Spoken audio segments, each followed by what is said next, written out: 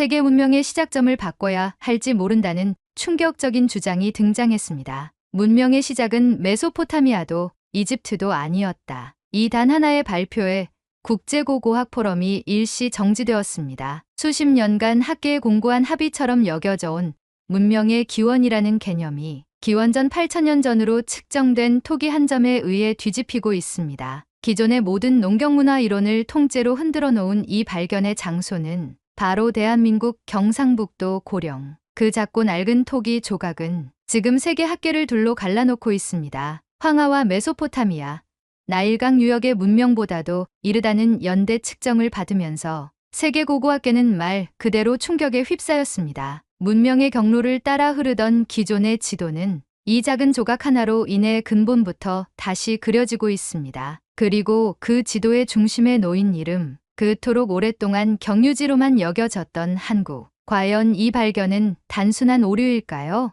아니면 우리가 무시하거나 잊어버렸던 인류 운명의 진짜 시작점일까요? 대체 무슨 사연인지 지금 바로 비디오를 재생해 보겠습니다. 잠깐 1초밖에 안 걸리는 좋아요 버튼을 눌러주시면요. 비디오가 잘 돌아간대요. 좋아요는 무료잖아요. 안녕하세요. 저는 이사벨 리처스라고 합니다. 현재 미국 워싱턴 DC에 위치한 국립문명사박물관에서 큐레이터로 일하고 있고 주된 업무는 고대 문명의 시각적 재구성과 전시 기획, 그리고 문명 연표의 제작입니다. 인류가 남긴 흔적들을 지도와 도판 위에 정리해 나가는 작업이죠. 대학에서는 시각문화학과 고고학을 전공했고 석사 시절에는 문명 간 이주 경로를 주제로 연구했습니다. 학문의 중심을 인간과 이동, 기억, 그리고 지도 위에 얽힌 권력에 두고 살아온 셈입니다. 박물관에 소속된 이후 저는 유럽과 서남아시아, 북아프리카의 고대 유물들을 기반으로 연표를 제작하는 일을 주로 해왔습니다. 특히 이 지역들은 정치적 이해관계가 복잡하게 얽혀 있는 만큼 각국 학계와의 조율도 민감하게 이루어집니다. 물론 지도 위의 문명사는 순수한 과학의 산물이어야 하겠지만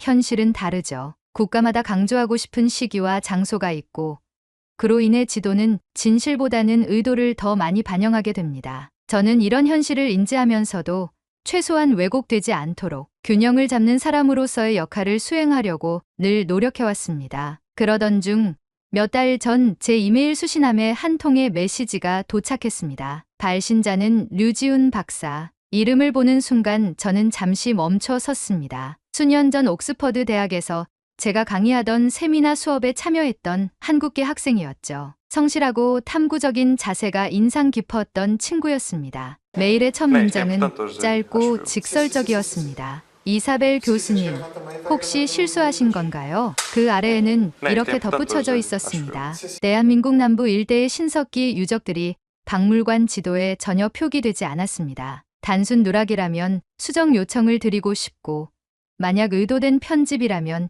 이유를 설명해 주셨으면 합니다. 이메일엔 첨부 파일이 하나 있었습니다. 박물관 내부 지도 제작 시스템에서 출력된 아시아 고대 문명 분포도 위에 빨간색 펜으로 손수 표시한 원이 몇 군데 그려져 있었고 그 옆에는 손글씨처럼 보이는 작은 글씨들이 병기돼 있었습니다. 고령 지산동, 기원전 5300년 추정, 벼농사 문양 토기 발견, 하만마리산, 유전자 개통 추정 중, 논문 미개제, 해외 학술지 거절 사례 있음. 이 모든 문구는 단순한 고고학 정보 그 이상으로 읽혔습니다. 저는 곧장 박물관의 고고학 문명 지도 데이터베이스를 열어 확인해 봤습니다. 확실히 고령 지산동이라는 지명은 지도 어디에도 등록돼 있지 않았고 유물 코드도 존재하지 않았습니다. 내부 기록조차 전무했습니다. 궁금증은 곧 불편함으로 바뀌었습니다. 물론 모든 유적지를 다 담을 수는 없습니다. 하지만 기원전 5000년대의 유물이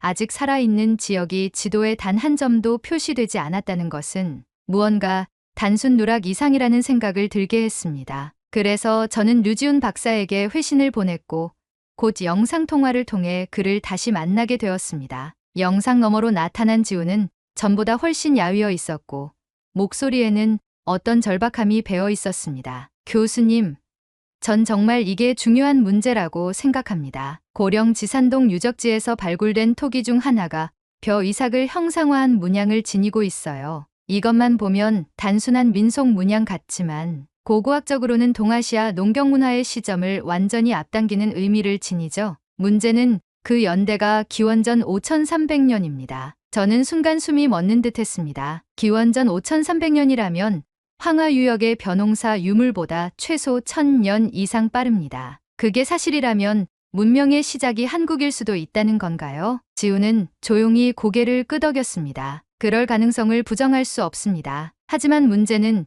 이 데이터를 실은 논문들이 국제학술지에서 모두 거절당했다는 거예요. 이유는 지역 편중, 신뢰 불가, 정치적 오해 우려. 결국 이 주장은 발표조차 되지 못한 채 묻혀버렸습니다. 저는 제 자신에게 질문을 던졌습니다. 혹시 우리가 진실을 지워버리고 있는 건 아닐까? 문명의 지도는 우리가 기억하길 바라는 것만을 담아내는 그림이 아닙니다. 담아야 할 것을 담지 못할 때 지도는 증오가 되고 무지가 됩니다. 이건 개인의 명예나 소속 기관의 문제가 아니라 인류 전체의 기억을 어떻게 보존할 것인가에 대한 문제라고 느꼈습니다. 그날 밤 저는 늦은 시간까지 박물관 회의실에 앉아 고령 지산동 유적지에 대한 국내 논문들을 정리했습니다. 대부분은 한국어 원문이었지만 번역 툴을 활용해 기초 개요를 파악할 수 있었습니다. 한 논문에는 이런 문장이 적혀 있었습니다. 동아시아 벼농사의 기원이 한국 남부일 수 있다는 가설은 정치적 오해를 피하기 위해 조심스럽게 제기되어야 한다. 그 문장을 읽는 순간 저는 속으로 되뇌었습니다. 우리가 진실을 조심스레 말해야 할 이유는 없다. 조심해야 할 건 진실이 사라지는 것 아닐까? 그 길로 저는 한국행을 결심했습니다. 이메일을 몇 통 더 보낸 뒤 항공권을 예매하고 고령 지산동 유적지에 대한 접근 허가 신청서를 작성했습니다. 저는 알고 싶었습니다. 정말 그곳에 잊힌 문명의 조각이 남아있는지, 그리고 우리가 왜 그것을 보지 않으려 했는지. 인천국제공항에 내리던 날 저는 몇 번이나 입국 목적을 설명해야 했습니다. 고고학적 연구 협력 차 방문이라는 문장이 낯설었는지 입국 심사관은 제게 어느 대학 소속이냐고, 혹시 연구비 지원은 받느냐고 물었죠. 저는 박물관 명함을 건네며 짧게 웃었고 그는 곧 고개를 끄덕이며 통과시켜 주었습니다. 서울에서 고령까지는 꽤 긴 여정이었습니다. 익숙하지 않은 고속버스, 낯선 간이역, 그리고 끝내는 택시 기사님께 지산동 유적지요라고 말해야만 했습니다. 기사님은 돌아보며 물었습니다. 혹시 외국에서 온 역사 연구하시는 분이세요? 그 질문이 어찌나 반갑던지 저는 네 하고 바로 대답했습니다. 그럼 여기 마리산 고분군도 가보셔야죠. 여긴 참 조용하지만 역사 깊은 동네예요. 고령은 조용했습니다. 전형적인 시골 마을의 풍경이었고 그 평온함 속에서 저는 오히려 긴장을 풀 수 있었습니다. 지산동 유적지에 도착했을 때 저는 처음으로 어떤 비어있음을 느꼈습니다. 입구에는 간단한 안내판 하나가 있었고 토기 조각이나 출토된 유물에 대한 설명은 따로 마련돼 있지 않았습니다. 관리소 건물도 작고 낡은 감이 있었고 출입 기록부에는 당일 방문자가 영명으로 적혀 있었습니다. 저는 명부에 조심스럽게 제 이름을 적고 관리실 문을 두드렸습니다. 관리실에는 중년 여성 한 분이 혼자 앉아 계셨습니다. 이름표에는 김소영이라고 적혀 있었고 유적지 관리사로 보였습니다. 저는 자신을 소개하며 워싱턴 박물관 소속이고 고령 지산동 유적에 대한 정보 확인을 위해 방문했다고 설명했습니다. 아, 미국에서요? 정말요? 그녀는 잠시 놀란 듯 하다가 이내 웃으며 제게 커피를 건넸습니다. 사실 이 유적지는 해외보다 국내에서 더 외면받는 편이에요. 고분군이야 그래도 삼국시대 관련해서 찾아오는 분들이 계신데 신석기 쪽은 관심이 거의 없죠. 저는 조심스레 물었습니다. 혹시 이곳에서 발견된 벼 문양 토기 지금도 보관되어 있나요? 그녀는 고개를 끄덕이며 말했습니다. 예전에는 고령박물관으로 옮겨져 있었는데 지금은 대구대학교 산하 고고학 연구소에서 보관 중인 걸로 알고 있어요. 그 토기 말씀이시라면 가끔 외국분들이 관심을 보이시긴 했어요. 일본에서도 몇 번, 중국에서도 한 번. 근데 참 이상하게도 그 후론 다 조용했죠. 그녀의 말에서 저는 묘한 냄새를 맡았습니다. 관심은 있었지만 그 다음 단계로 가지 못했다. 누군가 이 유물의 의미를 알고 있었지만 이야기하지 않았거나 할 수 없었던 건 아닐까요? 그날 저녁 저는 인근의 조그만 숙소에 머물며 지산동 관련 국내 논문들을 다시 검토했습니다. 눈에 띄는 건 논문마다 사용되는 표현이 지나치게 조심스럽다는 점이었습니다. 추정, 가능성, 기타 지역과의 비교 필요, 마치 말을 아끼는 느낌이었습니다. 다음 날 저는 대구대학교 고고학연구소에 연락해 벼 문양 토기 실물을 직접 볼 수 있는지 문의했고 다행히 제한된 시간 안에 열람이 허가되었습니다. 연구소는 조용했고 토기는 유리 케이스 안에 보관되어 있었습니다. 처음 마주한 그 토기는 평범했습니다. 그러나 중심을 따라 흐르듯 새겨진 곡선 문양은 분명 어떤 의도를 담고 있는 듯했습니다. 저는 메모장에 구조를 그려봤고 그 구조가 반복된다는 점에 주목했습니다. 일정한 리듬, 흐름, 생장 곡선, 벼 이삭의 성장 주기를 도식화한 것처럼 보였습니다. 그리고 토기의 가장자리에는 아주 미세하게 새겨진 또 다른 문양이 있었습니다. 연구원 한 분께 여쭤보니 그는 말했습니다. 일부는 이걸 고대 문자 혹은 농사 주기 표기법으로 해석하기도 합니다. 하지만 공식적으로는 무늬 없는 장식으로만 분류돼 있어요. 정치적인 해석이 개입되면 연구비 지원이 끊길 수 있거든요. 그 말은 제게 충격이었습니다. 연구비와 해석, 진실은 때로 학문보다 예산의 문제일 수도 있다는 사실이 낯설고도 아팠습니다. 며칠 후 다시 지산동 유적지로 돌아갔을 때 김소영 관리사님이 제게 조용히 말을 꺼냈습니다. 사실은요, 몇 년 전에도 미국에서 어떤 사람이 왔다 갔어요. 근데 그분은 유적지를 둘러본 다음 바로 떠났죠. 전시에도 쓰이지 않았고 말도 없었어요. 혹시 어느 기관 소속이었는지 기억나세요? 글쎄요. 그땐 젊은 사람이었는데 명함에 내셔널이란 단어가 적혀 있었던 건 기억나요? 저는 심장이 뛰었습니다. 혹시 우리 박물관 내부에서도 이미 이 유적지에 대해 알고 있었던 걸까요? 그리고 혹시 그 정보는 사용하지 않기로 결정된 건 아닐까요? 호텔로 돌아오는 길, 저는 여러 번 제 노트북을 열었다 닫았습니다. 무언가가 여기 있습니다. 그리고 그 무언가는 모두가 본 척 못하고 있는 것처럼 보였습니다. 지도 위에 존재하지 않는 좌표. 그것은 단지 공간의 문제가 아니라 기억의 삭제일 수도 있다는 생각이 들었습니다. 그날 밤 저는 처음으로 제 지도 위에 없는 고령 지산동이라는 점을 진하게 표시했습니다. 한국에서 돌아온 직후 며칠 동안 저는 박물관 사무실에 앉아 아무런 말도 없이 모니터만 바라보고 있었습니다. 지산동 유적지의 푸른 풀밭, 유리 케이스 너머 토기의 곡선, 김소영 관리사님의 조심스러운 눈빛,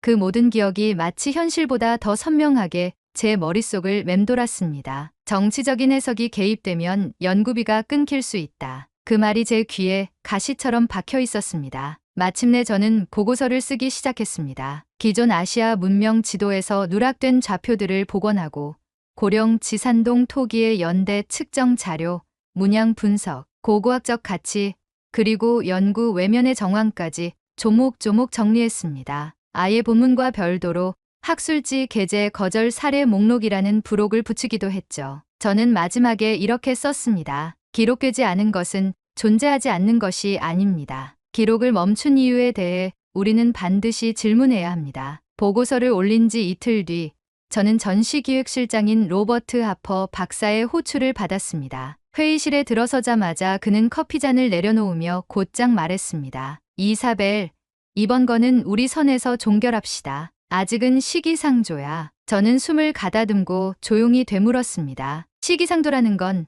진실을 말하기에 시기가 좋지 않다는 뜻인가요? 그는 정제된 말투로 답했습니다. 지금 동아시아 문명 분포 지도는 일본과 중국 측과 수년간 조율 끝에 합의된 자료야. 이런 식의 새로운 주장은 학계보다 외교부 쪽에서 먼저 문제를 제기할 수 있어. 그 합의에 한국은 없었죠. 그건 요청이 없었기 때문일 거야. 그 순간 저는 무언가 서늘한 것을 느꼈습니다. 요청하지 않았기 때문이라는 말 속엔 의지가 없었던 게 아니라 받아들일 준비가 없었다는 전제가 깔려 있었습니다. 그리고 그것은 곧 우리 내부의 판단 기준이 진실이 아닌 반발 가능성이라는 것을 보여주고 있었죠. 회의실을 나와 책상으로 돌아오면서 저는 제 자신에게 물었습니다. 진실은 왜, 언제부터 조율의 대상이 되었을까? 문명 지도는 발견의 결과물이 아니라 합의의 산물로 변질되고 있었습니다. 그날 밤 저는 류지훈 박사에게 연락을 했습니다. 우리가 함께 논문을 쓰자고 제안한 것은 그날 바로였죠. 그는 잠시 주저했지만 더는 혼자 이 싸움을 하고 싶지 않다는 말에 결국 동의했습니다. 이사벨, 저는 이제 이 주제가 과연 의미가 있긴 한 건지조차 모르겠어요. 지훈, 우린 논문을 통해 세계를 바꾸지는 못하겠지만 적어도 이치게 두진 않을 수 있어요. 우리는 고령 지산동 유적을 주제로 한 공동 논문을 완성했습니다. 벼 문양 토기의 형상 분석, 연대 자료, 그리고 비교 고고학의 프레임을 도입해 중국 한남성과 일본 규슈 지역 유물들과의 교차 검토까지 포함시켰습니다. 논문은 치밀했고 내용은 조심스러우면서도 분명했습니다. 제목은 단순히 이렇게 붙였습니다. 문명의 시작은 어디에서 삭제되었는가? 첫 번째 투고는 영국의 아시아 고고학 저널 JAA, 두 번째는 미국의 고고학 종합학술지 AERQ, 세 번째는 독일의 고고학 전문 저널 GFA. 하지만 이 모든 투고는 모두 거절당했습니다. 특히 세 번째 학술지에서 돌아온 답장은 이랬습니다. 귀하의 논문은 고고학적 관점에서 흥미롭고 논리적으로도 충실하나 정치적 파급을 고려했을 때 본 저널의 편집 방침상 게재가 어려운 점 양해 바랍니다. 향후보다 중립적 환경이 조성되면 재투고를 권합니다. 저는 그 답장을 인쇄해 벽에 붙였습니다. 그리고 한참을 바라봤습니다. 보다 중립적인 환경이라니. 고고학은 언제부터 기우처럼 기다려야 하는 환경이 되었을까요? 그 즈음 박물관 내부에서도 묘한 기류가 돌기 시작했습니다. 제가 공동 논문을 투고 중이라는 사실이 퍼졌고 일부 동료는 제게 은근한 거리를 두기 시작했습니다. 요즘 힘들어 보인다. 정치적인 오해는 항상 조심해야 해. 그 말들은 전혀 위로가 되지 않았습니다. 오히려 그 말들은 진실이 문제가 아니라 진실을 말하는 사람이 문제라는 시선을 담고 있었죠. 그 무렵 저는 결심했습니다. 논문이 아닌 전시로 말하기로요. 논문이 닿지 못하는 사람들에게 그림과 공간, 그리고 눈앞의 물증으로 기억을 남기자고. 저는 박물관 내부 전시실이 아닌 인근의 작은 예술 갤러리를 빌렸습니다. 이름은 에일스 갤러리. 규모는 작았지만 자유로웠습니다. 전시의 이름은 지도에서 사라진 문명. 벽 한편엔 고령 지산동의 항공 촬영 사진을 2m 크기로 인쇄해 붙였습니다. 토기의 곡선을 시각화해 패턴으로 만든 조형물도 제작했고 논문 거절 사유들을 하나하나 타이포그래피 작업으로 전시했습니다. 관람객이 직접 지도를 그려볼 수 있는 빈 지도 코너도 만들었습니다. 거기엔 지도 위에 스티커 점 하나를 붙이는 작은 의식이 남았습니다. 기억하고 싶은 좌표를 표시하세요. 전시 개막일 아침, 저는 아무도 오지 않을 거라 생각했습니다. 그 조용한 전시가 그렇게 큰 반향을 일으킬 줄은 몰랐습니다. 하지만 오후 2시를 넘기며 낯선 발걸음 소리가 갤러리를 채우기 시작했습니다. 처음엔 지역 기자 한 명이었고 그 다음은 블로그 운영자였고 그 다음은 한 유럽 고고학 유튜버였습니다. 그는 제게 물었습니다. 혹시 이 전시 영상으로 남겨도 될까요? 저는 멈칫했지만 곧 고개를 끄덕였습니다. 진실을 찍는데 허락이 필요한가요? 그는 웃으며 말했죠. 필요 없죠. 단지 누구도 먼저 찍으려 하지 않았을 뿐이죠. 전시가 열리고 사흘째 되던 날, 제게 이메일 한 통이 도착했습니다. 발신인은 이름도 낯선 유럽의 고고학 채널 운영자였고 제목은 단순했습니다. 전시 영상 사용 허가 요청. 그는 제 전시를 촬영한 영상을 개인 유튜브 채널에 올려도 되는지 정중히 묻고 있었습니다. 저는 망설임 없이 허가했고 이내 메일 말미에 한 문장이 마음에 남았습니다. 진실을 촬영하는데 허락이 필요하지 않다고 생각합니다. 하지만 당신이 그 진실을 조명한 방식엔 경의를 표하고 싶습니다. 그 영상이 게시된 지 일주일 후 저는 박물관 전시실보다 더 많은 사람들이 제 전시를 온라인으로 관람하고 있다는 사실을 알게 됐습니다. 갤러리엔 하나둘 관람객이 늘었고 전시가 입소문을 타면서 프랑스와 캐나다, 인도에서 일하는 고고학자들이 개인적으로 연락을 주기 시작했습니다. 그들은 대부분 조심스러웠지만 그 안에 담긴 공감은 분명했습니다. 진실은 언제나 정면에서 말해지지는 않죠. 때론 옆길로 돌아오기도 합니다. 이 말은 한 인도 학자의 메시지에 적혀 있던 문장이었는데 이상하게도 그 문장을 읽는 순간 울컥한 감정이 몰려왔습니다. 이 싸움을 시작한 뒤 처음으로 제가 혼자가 아니었다는 것을 실감했기 때문입니다. 그러던 중 독일 르벡에서 열리는 국제고고학 포럼 측에서 연락이 왔습니다. 기존 동아시아 문명지도에 대한 비판적 관점과 소외된 유적의 역할이라는 주제로 특별 세션이 구성되었고 그곳에 비공식 발표자 자격으로 초청을 받게 된 것이었습니다. 저는 처음엔 믿기지 않았습니다. 단 한 달 전까지만 해도 논문은 모두 거절당했고 박물관에서는 이 주제를 묻어두자는 분위기였으니까요. 그런데 이제 그 주제가 공개적으로 이야기되는 자리가 마련된다는 것만으로도 숨이 찼습니다. 전시의 제목을 붙일 때 사용했던 지도에서 사라진 문명이라는 표현이 이제는 국제포럼의 세션 제목이 된다는 사실이 말이죠. 발표 당일 저는 낡은 노트북을 안고 강단에 섰습니다. 객석에는 100여 명의 연구자들이 앉아 있었고 일부는 팔짱을 끼고 있었으며 일부는 조용히 노트를 펼치고 있었습니다. 저는 먼저 한 장의 지도를 띄웠습니다. 지금까지 전 세계적으로 통용되어 온 동아시아 고대 문명 분포도였습니다. 황하강 중심의 중국 문명, 일본 규슈 지역의 조몬 문화, 그리고 한반도는 경유지 정도로만 점 하나 찍혀 있는 그림이었습니다. 그 다음 장에는 아무런 점도 찍혀 있지 않은 한국 남부 지역의 위성 이미지가 떴습니다. 저는 조용히 말했습니다. 여기에는 점 하나가 없습니다. 하지만 저는 그 빈칸이야말로 문명이 시작된 곳일 수 있다고 믿습니다. 객석은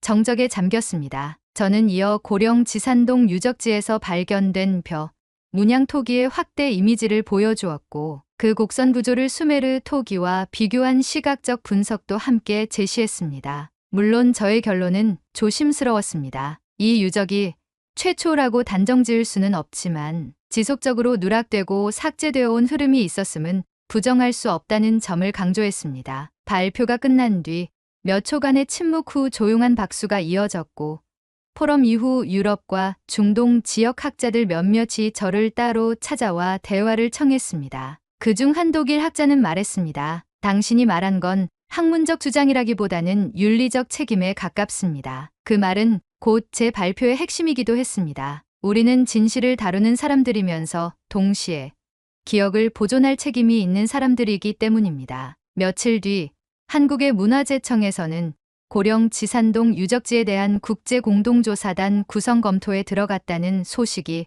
언론을 통해 전해졌습니다. 전시를 본 한 한국 언론사의 기자가 제게 연락해왔고 저는 모든 질문에 조심스럽게 답했습니다. 그에게 한마디만 부탁드렸습니다. 이 전시의 주인공은 저도 박물관도 아닙니다. 그냥 지도에서 이름조차 남지 못한 그 작은 좌표에 담긴 기억입니다. 그리고 몇 주 뒤 한국문화재청과 박물관연합회가 공동으로 기획한 문명의 이친 시작 특별 순회 전시가 열리게 되었습니다. 저는 이 전시의 자문위원 자격으로 참여하게 되었고 전시의 서문을 부탁받았을 때 잠시 펜을 놓고 한참 고민했습니다. 너무 거창한 말은 어울리지 않았고 너무 감정적인 문장도 쓰고 싶지 않았습니다. 결국 저는 짧은 문장 하나를 적었습니다. 진실은 누구의 승인이 없어도 존재합니다. 때로는 아주 오래된 흙 속에서 혹은 잊힌 문장의 끝에서 조용히 기억되기를 기다릴 뿐입니다. 제가 그걸 배운 곳은 한국이었습니다. 이 모든 일이 끝나고 난 뒤